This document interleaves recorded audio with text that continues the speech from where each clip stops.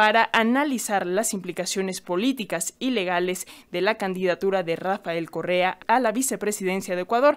Tenemos el comentario del doctor Juan Cruz Olmeda, profesor e investigador en el Centro de Estudios Internacionales del Colegio de México y director de la revista Foro Internacional.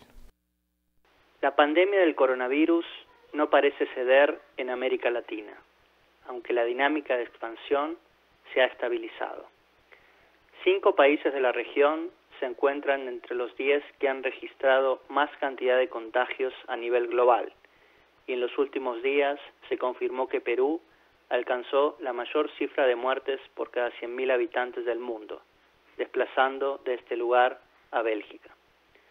Las estrictas medidas adoptadas por varios países al inicio de la crisis se han mostrado insostenibles en el largo plazo y han comenzado a relajarse de hecho y de derecho, dando lugar a una lenta vuelta a una semi-normalidad.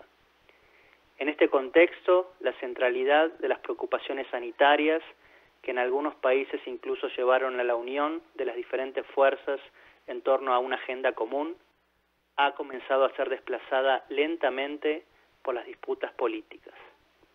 Solo para mencionar algunos ejemplos, en el caso de Argentina han comenzado a ser evidentes las diferencias entre el presidente Fernández y los principales referentes de la oposición, registrándose incluso marchas en contra de la cuarentena y de otras medidas adoptadas por el gobierno.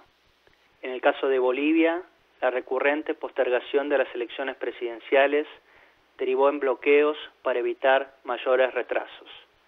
En Chile, la discusión en torno al referéndum para la elaboración de una nueva constitución se ubica ahora en el centro de la discusión pública. Las estrictas medidas adoptadas por varios países al inicio de la crisis se han mostrado insostenibles en el largo plazo y han comenzado a relajarse de hecho y de derecho, dando lugar a una lenta vuelta a la semi-normalidad.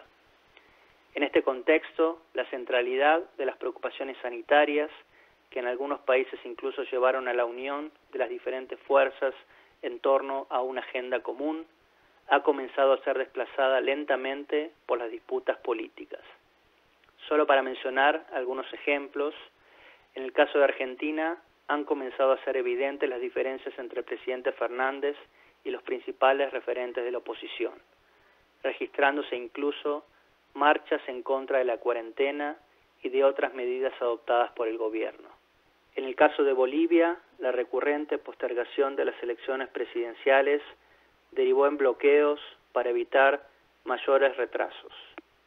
En Chile, la discusión en torno al referéndum para la elaboración de una nueva constitución se ubica ahora en el centro de la discusión pública.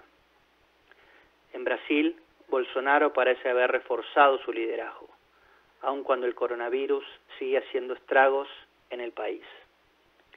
Ecuador no ha permanecido ajeno a esta lógica, y una noticia en particular ha trastocado el escenario local: el anuncio del expresidente Rafael Correa acerca de su intención de competir como candidato a vicepresidente en las elecciones que tendrán lugar en el país en febrero de 2021. Esto lo haría como parte de la fórmula de centro democrático, que engloba a diferentes fuerzas del correísmo.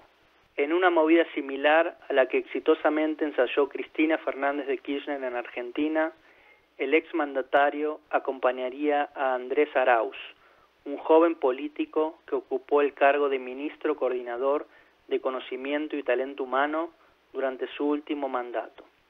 La decisión de Correa resulta una apuesta política fuerte para volver al centro de la escena, que sin embargo no está claro que pueda prosperar, por una serie de razones que abordo a continuación. Desde su salida del poder en 2017, el expresidente ha residido en Bélgica, país del que es oriunda su esposa y en donde realizó parte de su carrera académica. Si en un primer momento la decisión de la mudanza pudo haber estado ligada a cuestiones familiares, la permanencia en dicho país se explica ahora por cuestiones legales. Una vez que su sucesor y anterior aliado Lenín Moreno se convirtió en presidente, avanzó de manera activa en limitar el poder de Correa y purgar a las estructuras del gobierno de sus simpatizantes.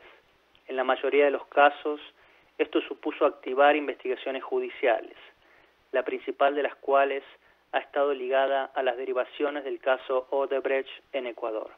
Los avances en esta línea forzaron, de hecho, a la renuncia del vicepresidente de Moreno, Jorge Glass, a quien se veía como el representante de Correa en la administración.